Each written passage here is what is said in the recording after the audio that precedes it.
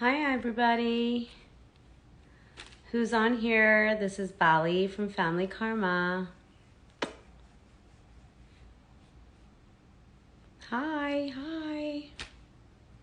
Hi, hi, hi, hi. Yay, I love seeing all of you jumping on here. Thank you. I'm Bali from Family Karma, and we're here today to discuss our AAPI experience and the COVID crisis in India and how to be an ally. I'm waiting for my friends and my castmates, Brian and Amrit, to join. Hi, everybody. Amrit and Brian, are y'all on here? Yes. Yay. I hope you guys are all having a gorgeous day.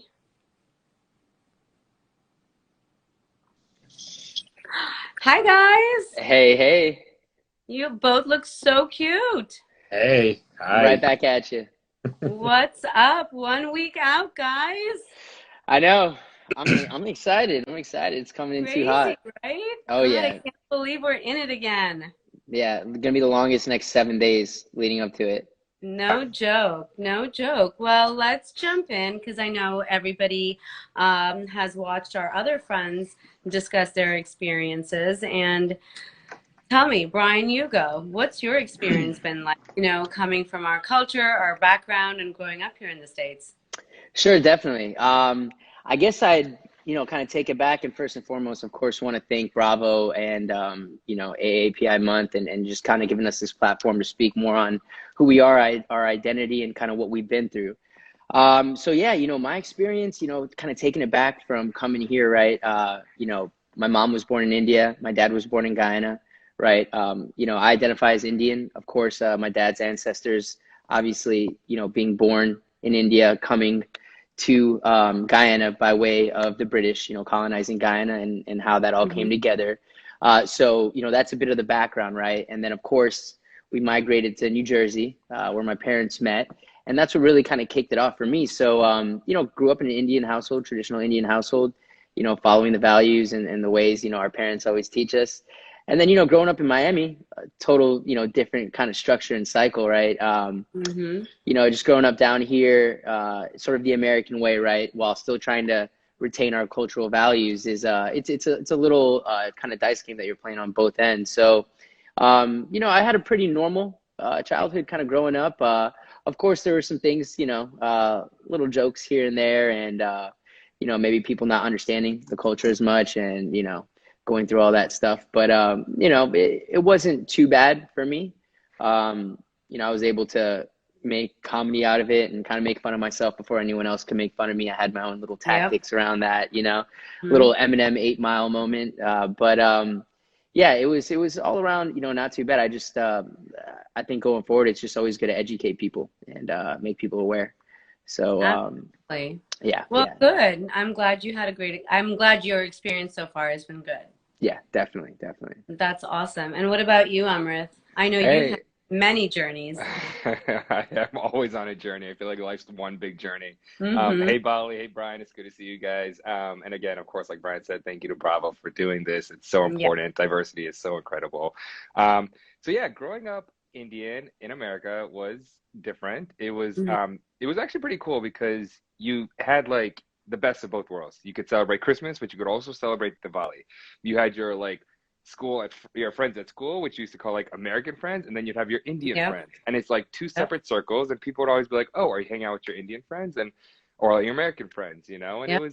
you just had this constant huge support system. I mean, you had this extended family of people that weren't really related to you, but they were still your aunts and uncles, and you had like 100 cousins. So like if someone at school was like, "Oh, who is that?" I'm like, "Oh, that's my cousin," even though it's not my cousin, but We it's have just many cousins. we're many cousins. My parents grew up in India, obviously. Bali, you and I are Sindhi. So, of course, our grandparents were in Sindh, Hmm. which is now modern day Pakistan. Pakistan, but it Hmm. was all of India, and then they migrated to India. So I'm sure your grandparents are from Sindh as Yep. well. And then my mom is from Chennai, which is in South India, and my dad is from Pune, which is a small city outside of Mumbai. Um, you know, growing up for anyone is terrible, regardless of your background. High school sucks, middle school sucks. It's all sorts of awkwardness. One personal story that I have, which is kind of weird, I don't know why I'm sharing it, is that I think it was like middle school. I didn't really understand what like deodorant was and like wearing deodorant. And it wasn't like, I guess, an Indian thing to wear deodorant. So like I remember it was like it might have been like middle school, sixth grade or something. I actually had to talk to the teacher because I didn't know. And she like pulled me aside and she was like, hey, like it was a very, very like gentle and sensitive conversation. But it was the first time I was like, well, guys, mom and dad, why don't you tell me about deodorant? Aw. Now I wear deodorant every day. But yeah, just like little things like that where you're like, okay, maybe I am different, maybe I'm not like, the rest of the students in my class because I'm sure each of us only had like a handful of Indian students in our classroom or in our graduating class. So I love it. By the way, Amrit, I've met a lot of non-Indians that need a lot of deodorant still. Exactly. Just FYI. I agree. Well, my story is interesting because I'm such a melting pot. I'm completely Indian, but my dad was born and raised in Calcutta. My mom was born and raised in Jakarta, Indonesia, and I was born in Nepal, Kathmandu, Nepal, and kind of grew up in India, went to boarding school there, and then moved to the States when I was 12. So I just, I was just always Indian. I was surrounded by family in India. I was surrounded by family in Hong Kong and Jakarta. So when I moved to the States, I didn't really think anything of it until I had my first crush on a non-Indian gorgeous boy in middle school who and here I am thinking I'm cool in like my high top Converse, curly hair that my mom insisted I brush. Still So fashionable. girls with curly hair do not brush your and I give him my yearbook to sign because I'm like, please, so and so, can you sign my yearbook? And he was so nice, and he's like, can I take it home and give it to you tomorrow morning? Which, guys, is a big deal. If somebody takes your yearbook home to sign, you're like, he's like gonna ask me to propose, like, wow, this is a big deal. So I was always that uber confident girl. Even though I knew I was gawky and awkward, I was super confident. And the next morning when he returned my yearbook to me, it said, you know why you have a red dot on your forehead? It's from your mother poking you, saying you're so effing ugly. What? Oh my God, that is terrible. Horrible. I don't mean to Horrible. laugh.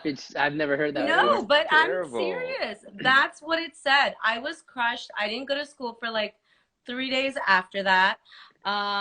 And I think that was middle school. And up until then, like I said, I was an uber confident person because I had grown up surrounded by family that lived all over the world. And at that point, I realized, oh, wow, me being Indian is a thing, and it's different. And I was too young to take it with a grain of salt. Of course, it hurt and all of those things. But that particular story stands out so much because I was like, oof, oh, God.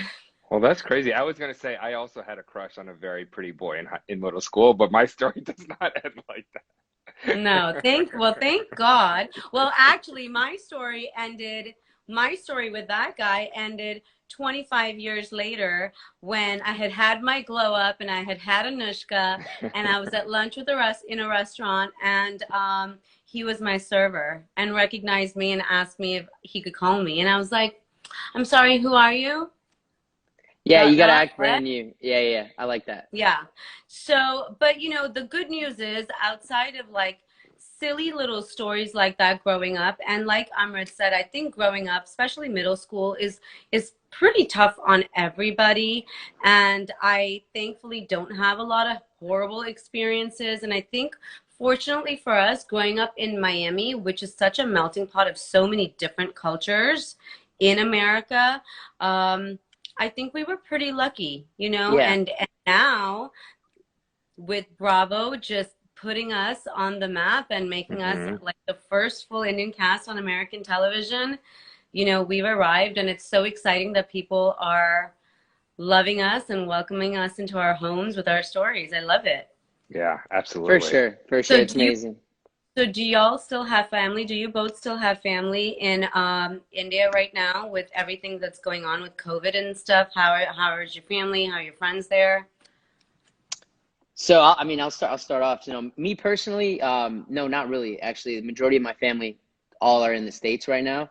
My mom does have some old friends from the convent days in India, and some old, older family members that are still there from an extended standpoint. But it's not on a personal level. But I did want to share a story. I was at this Indian restaurant, Bombay Darbar, right around the corner, and I was speaking with the server, and she was telling me all about her family and friends there that she grew up with, and how chaotic it is, and how many people she's lost from a friendship standpoint, people that are young, her age, lower 30s, that are passing away from this illness, and even beyond, right, to her family. So it breaks my heart to hear those kind of things. So yeah, Yeah. definitely close to it.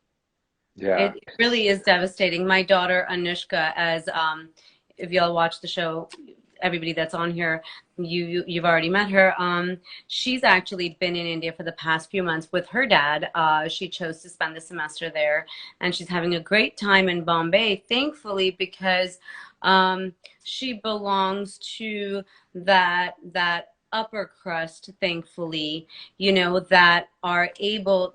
Listen, it's not like they're not suffering. It's not like they're not scared. It's not like they're not affected. However, they're able to navigate their way and still have some sort of like a sense of social structure and have fun. So she's able to go to like friends' houses and stuff to hang out if they've been vaccinated.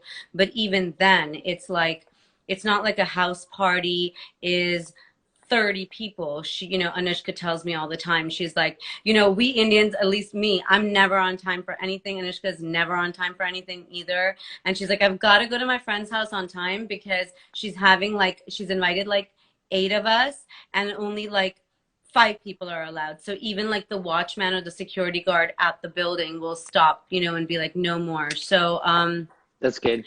but it's really sad. It's really awful how the masses are suffering, and how there's just, even with all the help that the world is wanting to give, it's so important to research properly who you're giving that help to, because, you're just hopeful that it's falling into the right hands and going towards the right people. And Yeah. Anushka's on here saying that they bribed the watchmen so they can get into the parties. So there you go. That's how the upper crust are dealing with, hi Anushka. Ay, ay. Yeah, it's really bad. So I don't have any like immediate family in India. We have some extended family, like distant cousins and relatives, but like for example, someone close and near and dear to my parents' heart, like their Guruji in India, he actually contracted COVID. A Guruji is like a spiritual master that a lot of families look to for advice and help with like personal lives. It's like a leader, a spiritual leader. So their Mm-hmm. Guruji contracted COVID. He's okay now, but it really like hit home for them, that he had gotten it and that he was recovering from it. But it's really bad. I was reading an article just actually this morning that like a lot of the numbers are still like underreported because Mm-hmm. Yeah. they don't actually know the true number of how many people are No. affected and how many deaths there have been. And they said the number is more like over a million, and worst case scenario could be 4.2 million deaths from COVID in India, which is just astronomical, and so just tragic. Yeah. Yes, terrifying. It's so, so terrifying. My dad has quite a few sisters, and of the sisters he has, at least there's 3 or 4 of them in India. They live in Pune, Amrit, where your dad's from.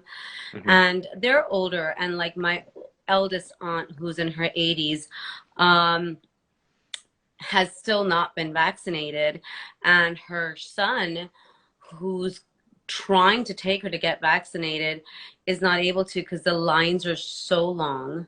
And like, so there's just no sense of like, there's just no sense of like, there's no method to the madness, almost, it seems, from the stories that we keep hearing. Like, and everybody Yeah. that's vaccinated, they're stuck at home. And some of these cities, like, again, Anushka and my family in Pune, they're fortunate to be in developed cities, so to say, but like my heart bleeds for the stories that you hear of the people that are living in cities and villages that just don't even have the infrastructure to deal with this. Yeah, no, to that point, I mean, just kind of learning more and more, right? Like reading the articles and kind of what's going on, because that's all we can do. Like Amrit said, Yeah. the numbers aren't actual, right? So I'm sure it's a No. lot higher. The death count, the case count is a lot higher.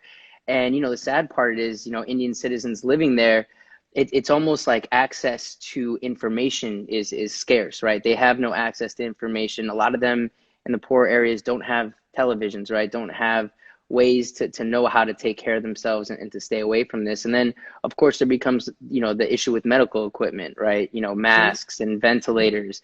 I know the U.S. has done a lot from a donation standpoint. Redirecting, I saw some AstraZeneca supplies to India, millions of masks and things like that. But at the case point in time right now, it's just they just don't have enough resources. And just seeing how the number is rising, I think we have a long way to go to make it stable again over there.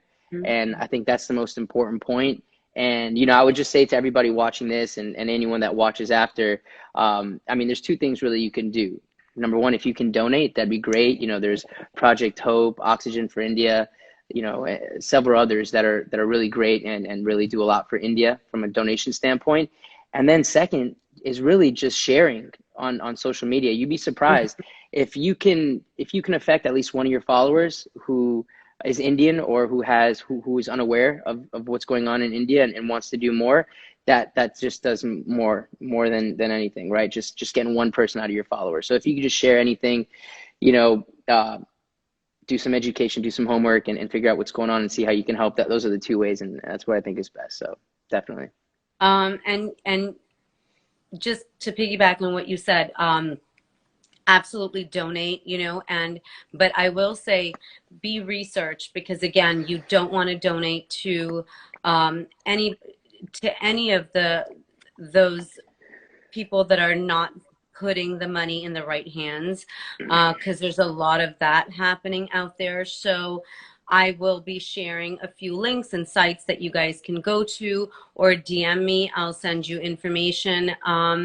But it's important. Awareness is important, prayers, and, just keeping everybody hopeful. If you do have family and friends in India, or, just anybody, just reach out, say something positive, because they're in the thick of it. And I think it's going to get worse, sadly, before it gets better. And it's heartbreaking. It really is heartbreaking. And I, for one, am just hopeful that in a week from now, our family and friends globally will get some love and light from us when we premiere Family Karma, and, make them proud while we're all in this together. Oh, most definitely. Agreed. So donate, and don't forget to watch Family Karma. Donate, share. Season 2, guys, it's going to be a good one. You don't want to miss it. It's going to be a lot of fun. What are you guys most excited about, Brian? Well, yeah, to kind of pivot away from that, coming here, talking about season 2. I don't know if I'm anxious or excited. I think I got a little combination of both.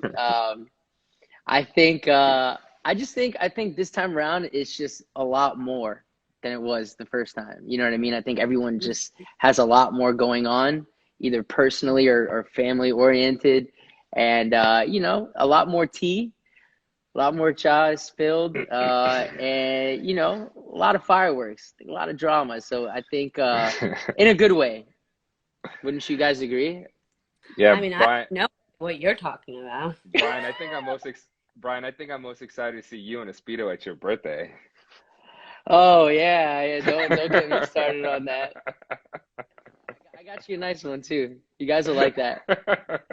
You guys DM me weekly for like my tea on the outfit situation for season 2. Yeah, Bali's a little. So what are you excited about, really, Amrit? One of my favorite moments, season 1 and season 2, and I know I asked you the question, but I have to continue to interrupt you. And say every time your story kills me. Like you had me the first time in the teaser, and this time you with your grandmother. Right, guys? Amazing. Yeah, I just want to see, I want people to see that, it's always going to be a struggle. You couldn't see my whole coming out story because it's years, you can't show years on TV, but it's always a struggle, even when you've done it 20, 30, 40, 50, 100 times, it's always going to be really hard. It's always going to be really scary. So I hope people can relate to that. I hope people can, uh, understand that it's always going to be a process, you know. But Well, to see good. all of us, not just coming out, for you and for Brian, like anything that we're going through in life, just seeing everyone just grow and evolve from it. I mean, that's what I'm most excited about, I think. Yeah. Same. I, I'm excited to see how just everything unravels. Most people don't realize, or if they do, that we were filming during COVID where things were shut down. We were kind of living in our own bubble. So it's going to be interesting to see how where we were being challenged, but I want to see what the end product looks like because I hear it's going to be fantastic and it's going to be, bravo, delicious and fabulous. So I'm of excited course. about that.